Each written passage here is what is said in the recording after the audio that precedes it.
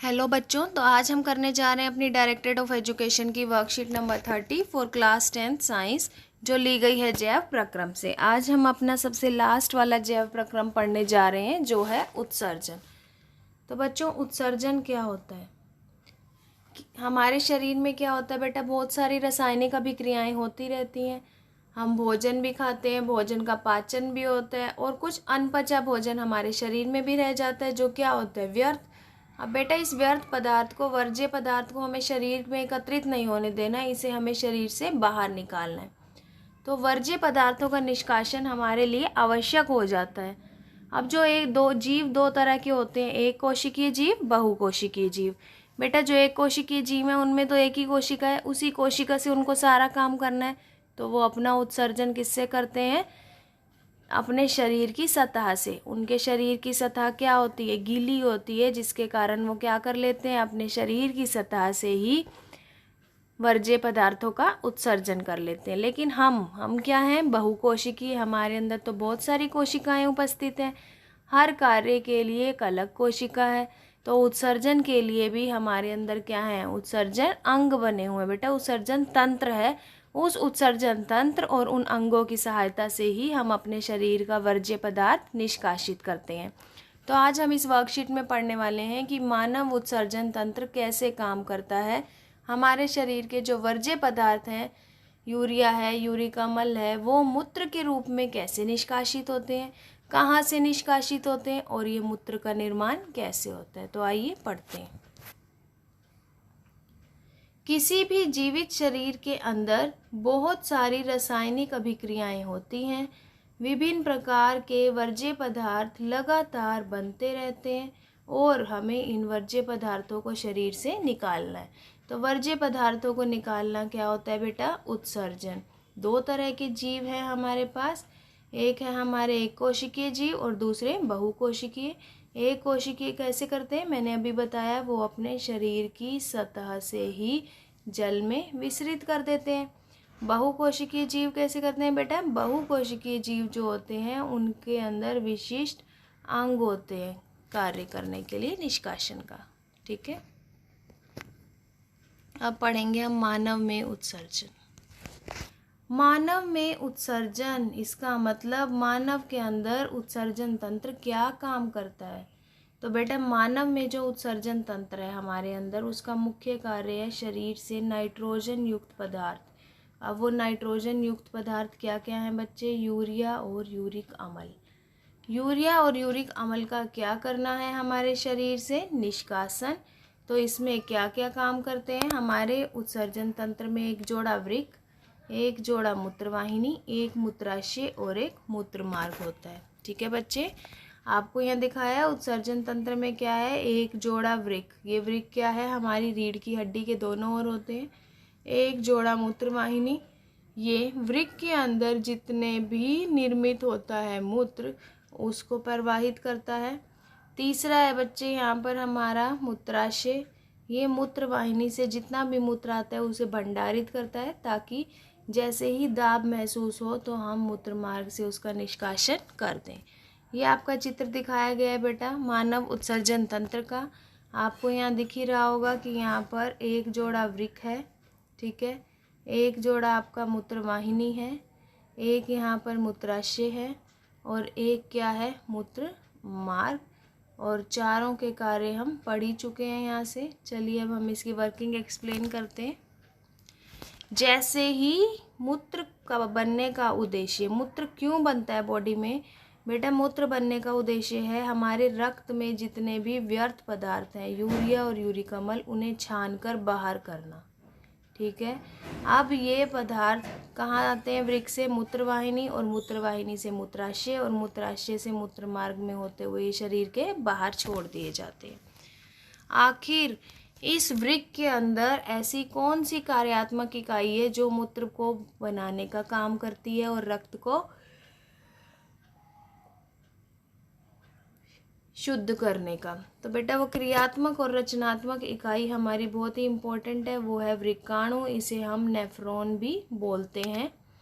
यह वृक्क की कार्यात्मक और रचनात्मक इकाई है। ठीक है, बहुत ही इम्पोर्टेंट है ये बेटा। वृक्काणु का चित्र भी बहुत इम्पोर्टेंट है।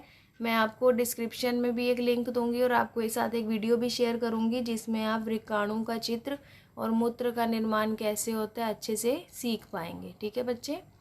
रुधिर केशिकाओं के द्वारा रुधिर अधिक दाब पर एक नलिका में गमन करता है।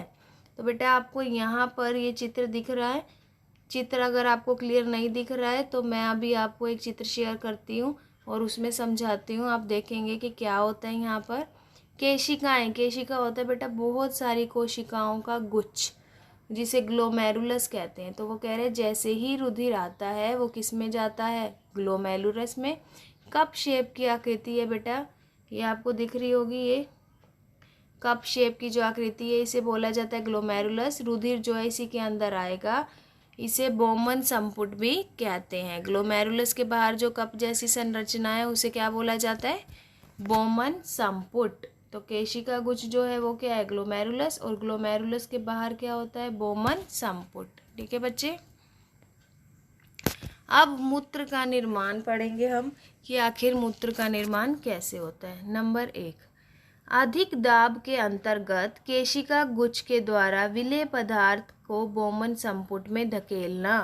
केशिका गुच्छ जो कोशिकाओं का गुच्छा है वो क्या करता है, जो भी उसके पास अशुद्ध रक्त आता है उसमें से दाब लगाकर उसे कहाँ भेज देता है, बोमन संपुट में। सेकंड, रुधिर नलिका के अंदर ग्लूकोज है, अमीनो एसिड, अमन, लवण और जल, ये सारे हमारे शरीर के लिए क्या होते हैं, लाभदायक। तो इन्हीं का क्या हो जाता है, चयनित पुनर्अवशोषण। चयनित मतलब जो लाभदायक चीज़ें हैं उनको चुनकर अवशोषित कर लिया जाता है। जैसे जैसे मूत्र नलिका से प्रवाहित होता है कुछ आयन्स हैं बेटा उसमें, पोटेशियम है, अमोनियम है, ये सारे के सारे रुधिर से कहाँ पर होते हैं, मूत्र में प्रवाहित होते हैं। जब सारे आयन्स अलग हो जाएंगे बेटा तो संग्राहक वाहिनी में जाएगा। ये संग्राहक वाहिनी मूत्र को एकत्रित कर लेगी और जल को क्या कर लेगी, अवशोषित। जब वो जल को अवशोषित करती है तो मूत्र का रंग बदल जाता है और उसमें सिर्फ अब क्या बचा है, यूरिया और यूरिक अम्ल। जब मूत्र बन चुका है तो अब उस मूत्र को निष्कासित करना है, शरीर से बाहर निकालना है। बाहर कैसे निकालेंगे, जैसे ही मूत्र बनेगा वो मूत्र वाहिनी में प्रवेश करेगा और मूत्र वाहिनी से मूत्राशय में तब तक रहता है बेटा स्टोर, भंडारित रहता है जब तक मूत्राशय का दाब मूत्र दाब पर ना पड़े। और जैसे ही मूत्र मार्ग पर मूत्राशय दाब डालता है हमारे शरीर से ये बाहर निकल जाता है। ठीक है बेटा। इसका अभ्यास करने से पहले मैं आपको एक बार और वृक्काणु के बारे में बताना चाहती हूँ। तो चलिए मैं आपके साथ वो डायग्राम शेयर करती हूँ वृक्काणु का।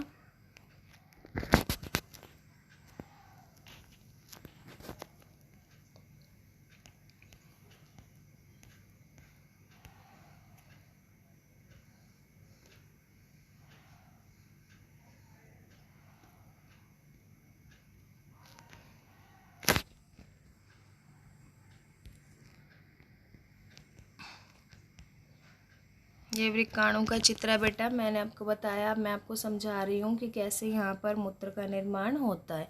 वृक्काणु हमारी जो वृक्क है, उत्सर्जन तंत्र है, उसकी क्रियात्मक इकाई है। अब हम देखेंगे कि क्या होता है यहाँ पर। ये आपको बेटी का केशिका गुच्छ दिख रहा है। केशिका गुच्छ किसके अंदर है, एक कप जैसी रचना के अंदर। अब ये जो कप जैसी रचना है इसे क्या बोला जाता है बेटा, बोमन संपुट। तो केशिका गुच्छ में जैसे ही रुधिर प्रवेश करता है तो केशिका गुच्छ दाब लगाता है और दाब लगाकर उस रुधिर को किस में भेज रहा है, बोमन संपुट में। बोमन संपुट के अंदर आने के बाद रुधिर कहाँ चला जाता है हमारा, ये आपको लूप बने हुए दिख रहे हैं बेटा, यहाँ पर लूप बने हुए हैं। और ये लूप क्या है, पहला हमारा पीसीटी। तो हमारा जो ये मूत्र था जिसके अंदर अपशिष्ट पदार्थ थे ये कहाँ चला गया, पीसीटी में।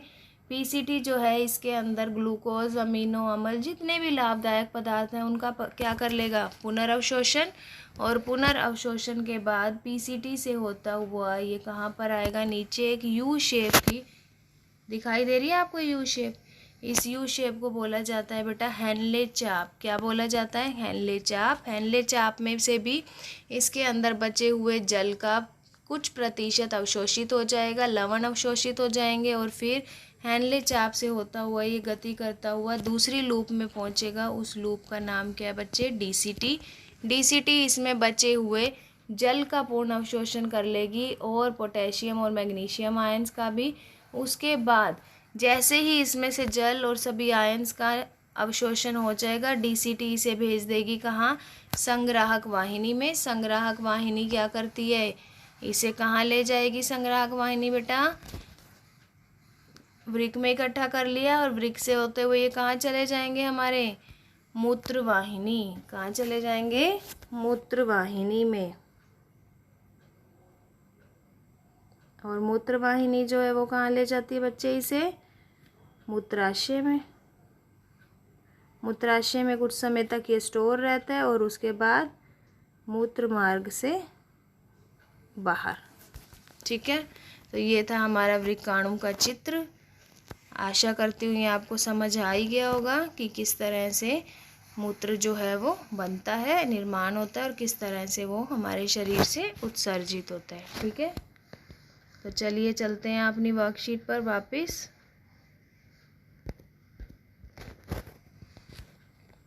अब हम इसका अभ्यास करेंगे।